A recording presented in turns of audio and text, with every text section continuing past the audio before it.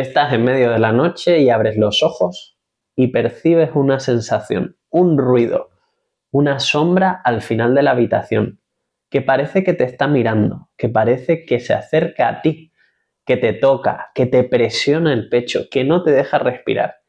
E intentas levantar los brazos, rehuirlos, echarte a correr, pero eres absolutamente incapaz de mover ni un solo músculo del cuerpo.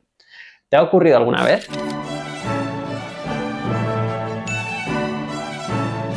Hoy vamos a hablar de la parálisis del sueño, la cual es una disfunción de la fase REM del sueño, capaz de producir alucinaciones auditivas, visuales y táctiles.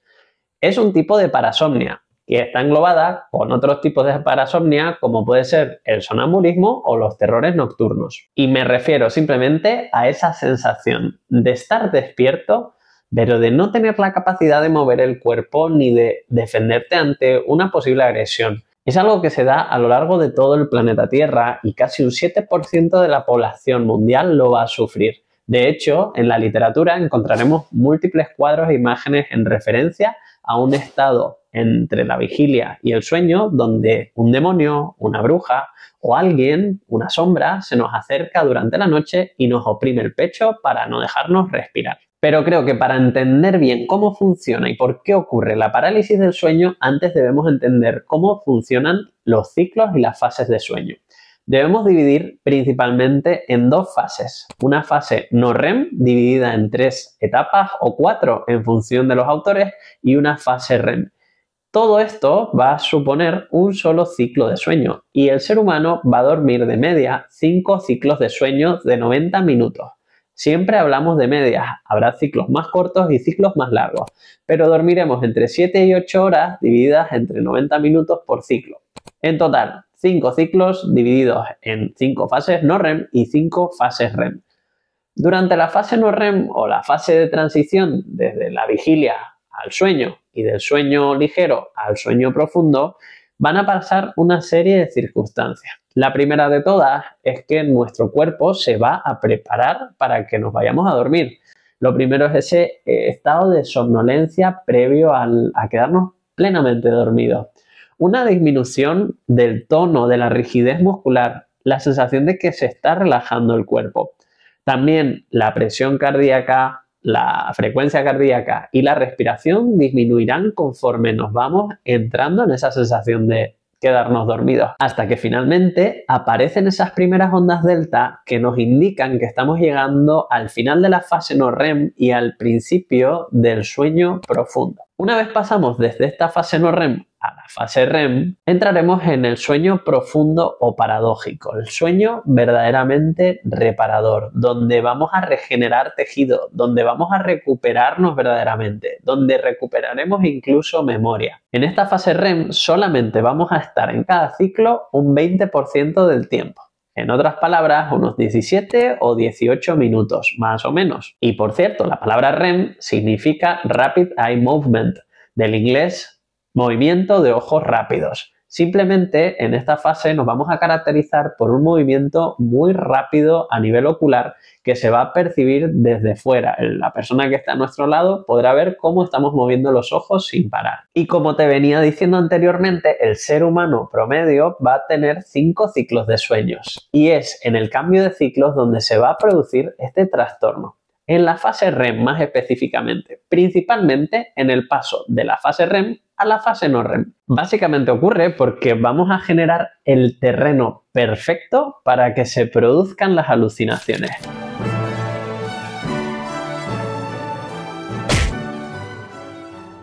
En primer lugar, los neurotransmisores se van a inactivar a nivel cerebral. Los neurotransmisores son esas moléculas encargadas de dar señales entre una neurona y otra o entre la neurona y el tejido muscular. Básicamente son los iniciadores que producen la chispa que va a generar la contracción muscular. Cuando estos neurotransmisores, más específicamente la acetilcoenzima A, se inactiva para entrar en la fase REM, vamos a tener un cerebro activo, un cerebro despierto, entre comillas, y una musculatura inactiva por orden del cerebro. De hecho, esta musculatura inactiva se denomina como musculatura atónica, sin tono muscular. Esto se produce principalmente para que descansemos y reparemos adecuadamente nuestros tejidos. Y una vez más, hemos de entender que es el cerebro quien manda, quien inactiva esta señal, quien no deja que esa acetilcoenzima A llegue al tejido muscular para que se genere la contracción muscular. En este punto estamos despiertos, pero no nos podemos mover. Cuando tenemos alguna alteración o disfunción durante ese sueño, abriremos los ojos, nos despertaremos y seremos capaces de percibir sensaciones de ruido, sensaciones visuales, sensaciones de tacto, como si alguien nos oprimiera o como si alguien se acercara a nosotros. Básicamente, no podremos responder porque la chispa encargada de encender nuestra musculatura, de hacer mover nuestro motor, está inactiva.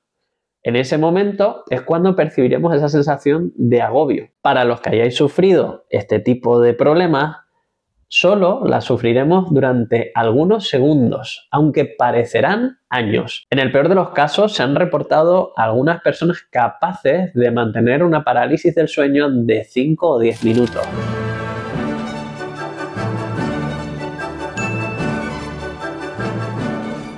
¿Y qué podemos hacer para o bien evitar que ocurra esta parálisis del sueño o actuar cuando nos ha ocurrido, cuando la estamos sufriendo? En el primer lugar, si entendemos todo lo anterior, nos daremos cuenta que lo que debemos regular es el ciclo del sueño. El ciclo del sueño va a depender principalmente de nuestra higiene de sueño, es decir, tener una buena rutina de sueño, es decir, ir a la misma hora a dormir, en un entorno adecuado, de poca luz, de silencio, no hacer actividad física fuerte justo antes de irnos a dormir, ya que puede generar un exceso de actividad neural, o, por ejemplo, limitar el exceso de cafeína, sobre todo en las horas previas antes de dormir. Esa higiene va a favorecer a tener unas fases limpias, unas fases reconocibles dentro del sueño y que no entremos en esa problemática entre la fase REM y la fase no REM. En el segundo caso, si estás sufriendo mucho estrés emocional o te toca viajar mucho entre continentes y tienes un gran jet lag, simplemente tienes que saber que tienes más probabilidades de padecer este tipo de parálisis. Simplemente porque el estrés y el jet lag van a disminuir las fases del sueño, las van a enredar un poco, vamos a generar un problema propio en el ritmo de sueño y eso va a darte probabilidades de que lo sufras habitualmente. Pero en el caso de que las estés padeciendo, lo primero de todo hay que mantener la calma. La calma porque al final debemos entender que no nos vamos a ahogar, ya que la sensación de ahogo viene dado por la inactividad de la musculatura accesoria de la respiración. El diafragma va a seguir siendo capaz de generar una exhalación y una inhalación de aire. Lo segundo es que debemos intentar activar por todas las vías algún tejido muscular. Principalmente debemos centrarnos en los dedos, en los ojos o en los dedos de los pies. Intentar mover alguno de esos tejidos va a generar que el resto del tejido muscular se active, ya que empezaremos con la utilización de la acetilcoenzima y, por ende, disminuiremos el tiempo de la parálisis. Pero aún es más importante hacer una buena separación entre ciclos, ya que si has sufrido una parálisis y no haces un descanso entre un ciclo de sueño y el siguiente, puedes padecerla con mucha mayor probabilidad que si no haces un descanso. Es decir, nos vamos a levantar de la cama, vamos a dar un paseo por la casa de varios minutos, beberemos un poquito de agua y nos calmaremos y luego volveremos a intentar dormir.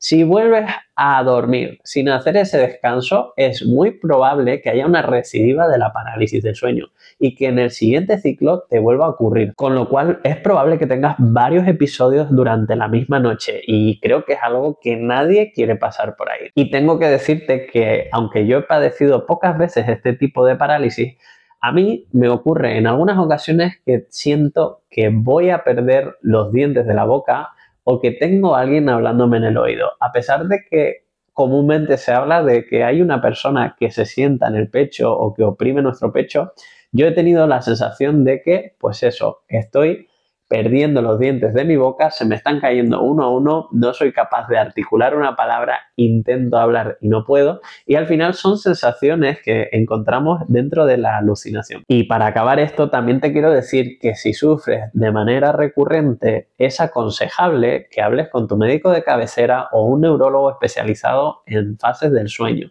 para ver si necesitas algún tipo de fármaco para regular el sueño. Aunque primero de todo debes optar por las vías conservadoras, recurrir a un buen manejo de la higiene del sueño.